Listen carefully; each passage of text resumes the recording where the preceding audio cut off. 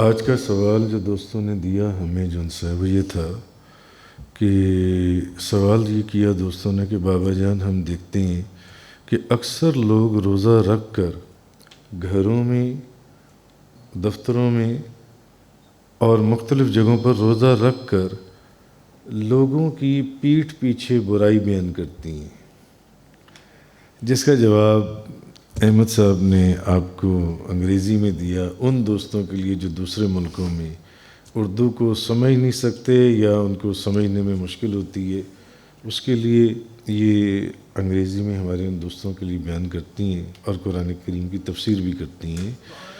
تو اس کا جواب کہ ہم دیکھتے ہیں کہ اکثر لوگ روزہ رکھ کر گھروں میں، دفتروں وغیرہ میں اور مختلف جگہوں میں لوگوں کی پیٹھ پیچھے برائیاں بیان کرتی ہیں، تو کیا اس غیبت سے ان کا روزہ ٹوٹ جاتا ہے؟ غیبت کرنے سے روزہ ٹوٹ جاتا ہے، جن سے ٹوٹ جاتا ہے۔ تو میں اسی کا جواب عرض کرنے لگا ہوں۔ تو ٹوٹتا تو نہیں ہے، مگر روزہ بھی نہیں رہتا، روزے کے اندر ایک کراہت پیدا ہو جاتی ہے، مگر اہل تقویٰ کے نزدیک تو ٹوٹ جاتا ہوگا جن سے روزہ کسی کی پیٹھ پیچھے غیبت۔ جو حدیث انہوں نے سنائی ہے اس حدیث کو جب آپ سنیں گے پھر آپ کو پتہ چلے گا کہ روزے کے اندر، روزے کی حالت میں یہ سارا جن سے ہے۔ تو شرع کی روح سے روزے کی حالت میں غیبت کرنا یا جھوٹ بولنا یا کوئی فحش قسم کا کلام جن سے ہے، یہ کسی طور پر بھی جائز نہیں ہے۔ گو کہ روزہ ٹوٹے گا ان اسپیشلی ان 3 وجوہات کی بنا پر۔ وہ کون سی ہیں؟ ایک کھانے سے، دوسرا پینے سے، جمع کرنے سے، صحبت ہم بستری اپنی بیوی کے پاس تعلق قائم کرنے سے، ان 3 چیزوں سے جو سے روزہ ٹوٹے گا۔ اس کا مطلب ہے کہ پھر غیبت کرنے سے روزہ نہیں ٹوٹے گا، جھوٹ بولنے سے روزہ نہیں ٹوٹے گا۔ وہ ایک شریعت نے جو اس کی حدود قائم کی ہیں، مگر اس کے اندر کہنے کا مقصد یہ ہے کہ کیا روزہ اپنی اصل حالت کے ساتھ رہے گا جن سے، اس حالت کے اندر جن سے، تو یہ کسی طور پر بھی یہ چیز جن سی ہے یہ جائز نہیں ہے، کیونکہ ان چیزوں سے روزے کے اندر کراہت پیدا ہو جائے گی، کراہت آ جائے گی جن سے۔ تو کہنے کا مقصد یہ ہے، جو حدیث انہوں نے سنائی، میں آپ کو وہ حدیث سناتا ہوں کہ حضرت انس رضی اللہ تعالی عنہ سے مروی ہے کہ تاجدار دو جہاں نبی کریم صلی اللہ علیہ وسلم نے ایک دن صحابہ کرام کو روزہ رکھنے کا حکم دیا۔ حضور نے کہا روزہ رکھو، ہو سکتا ہے یہ نفلی روزہ ہو، حضور نے فرمایا روزہ رکھو۔ رمضان کے تو روزے فرض ہیں نا، وہ تو رکھنی ہی رکھنی ہے ہر صورت میں، آج روزہ رکھو۔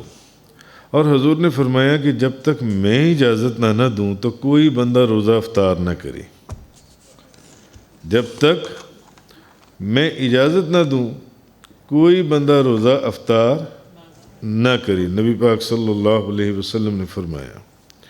اور صحابہ کرام کو کہا کہ روزہ رکھو، لوگوں نے روزہ رکھ لیا۔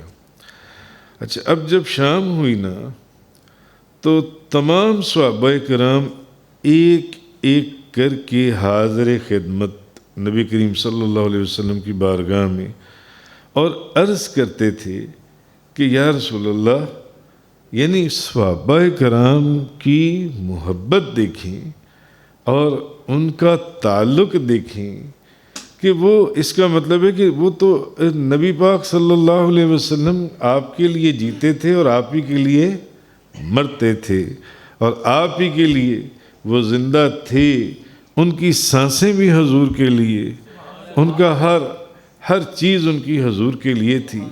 تو اب روزہ تو رکھ لیا صحابہ کرام نے، مگر جب شام ہوئی تو سارے صحابہ کرام حضور کی بارگاہ میں ایک ایک کر کے حاضر ہوئے اور عرض کرنے لگے یا رسول اللہ، میں نے آج روزہ رکھا ہوا تھا، یعنی آپ نے حکم فرمایا تھا، میں نے روزہ رکھا، اب مجھے اجازت آپ عنایت فرماتے ہیں کہ میں روزہ افطار کر لوں؟ آپ روزے کی اجازت دیں گے تو میں روزہ افطار کروں گا، آپ کے کہنے پر میں نے روزہ رکھا تھا، اگر آپ اجازت دیں تو میں روزہ کھول دوں۔ تو نبی پاک صلی اللہ علیہ وسلم جو بھی صحابی آتے اس کو روزہ کھولنے کی اجازت عنایت فرماتے کہ ٹھیک ہے روزہ کھول لو۔ اب یہ سلسلہ چل رہا تھا کہ ایک صحابی آئے اور عرض کرنے لگے یا رسول اللہ، 2 عورتوں نے روزہ رکھا اور وہ 2 عورتیں آپ کی خدمت بابرکت میں آنے سے حیا محسوس کر رہی ہیں، شرما رہی ہیں، شرم محسوس کر رہی ہیں آپ کے پاس آنے میں، تو آپ انہیں بھی اجازت عنایت فرما دیں کہ وہ بھی روزہ کھول لیں، وہ دونوں عورتیں جو ان سی ہیں۔ تو نبی پاک صلی اللہ علیہ وسلم نے، اللہ کے محبوب نے ان سے رخ انور پھیر لیا، یعنی اگر انہوں نے حضور سے عرض کیا تو حضور نے چہرہ دوسری طرف کر لیا، چہرہ انور دوسری طرف کر لیا۔ انہوں نے پھر عرض کیا، ان کا یا رسول اللہ وہ 2 عورتیں روزہ کھولنے کی اجازت مانگ رہی ہیں، حضور نے پھر چہرہ انور دوسری طرف کر لیا۔ انہوں نے پھر وہی بات دہرائی، انہوں نے کہا یا رسول اللہ وہ 2 عورتیں روزہ کھولنے کی اجازت مانگ رہی ہیں، حضور نے پھر چہرہ انور دوسری طرف کر لیا۔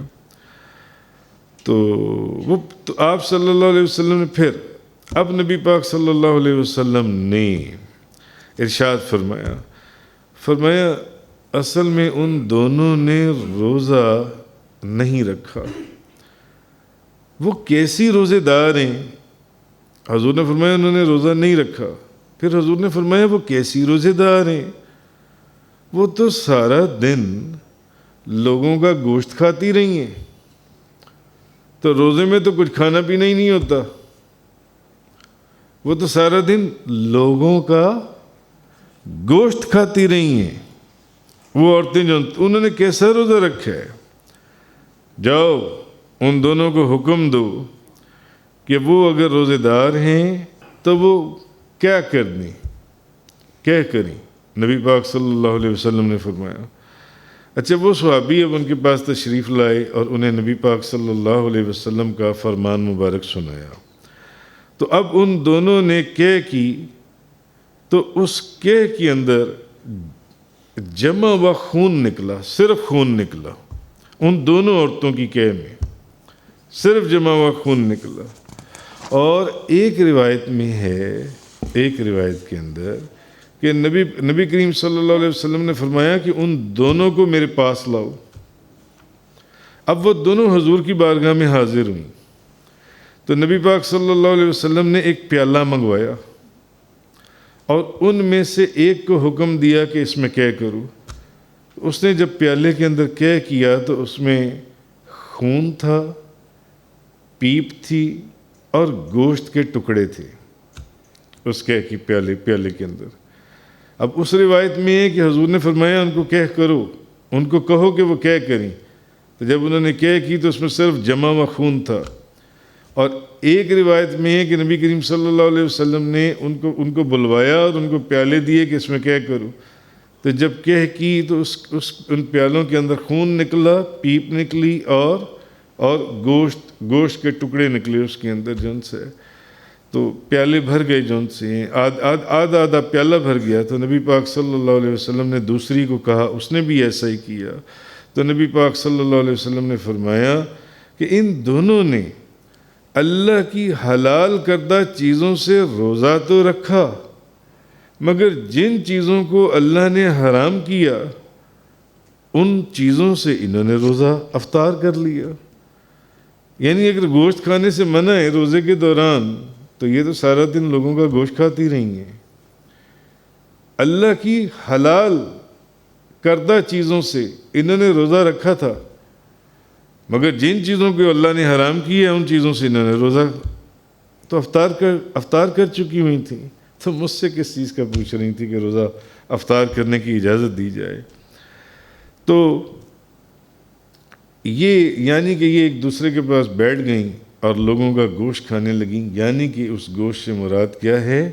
غیبت، پیٹھ پیچھے بیٹھ کر۔ اب وہ کہنے کا آگے مقصد یہ ہے کہ بھلے وہ عورت ہے بھلے وہ مرد ہے، تو وہ سوچے ان احادیث کو سننے کے بعد جن سے، ہاں یہ علیحدہ بات ہے کہ غیبت کرنے سے روزہ ٹوٹے گا یا نہیں. اللہ تعالیٰ نے روزے کے ٹوٹنے کے لیے 3 چیزیں بیان کر دی ہیں. ایک کھانے سے، ایک پینے سے، اور ایک جمع کرنے سے، ہم بستری صحبت کرنے سے، بیوی سے تعلق قائم کر، اس سے ان 3 چیزوں سے روزہ ٹوٹے گا. اس کے علاوہ روزہ نہیں ٹوٹے گا جن سے.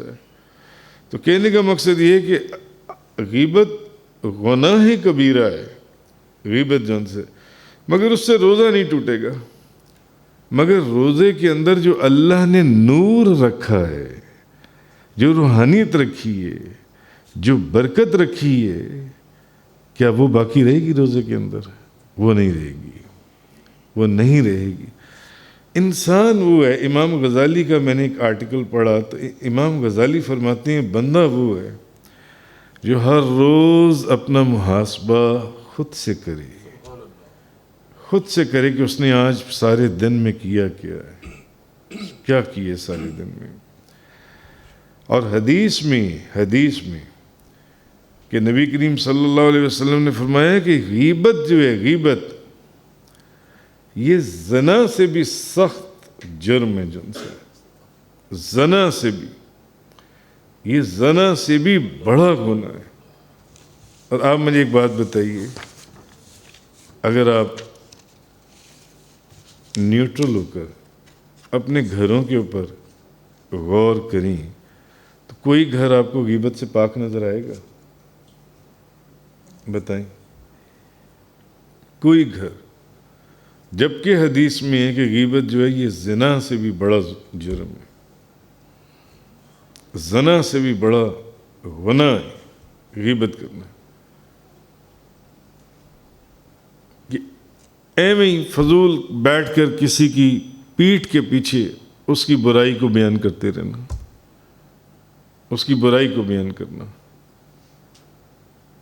تو اللہ تعالی ہمیں اس سے محفوظ رکھے، اور ان احادیث کی برکت سے ہمیں ان چیزوں کے اوپر جن سے روکا گیا ہے اور جن کا حکم دیا گیا ہے، ہمیں ان کے اوپر عمل کرنے کی توفیق عطا فرمائے.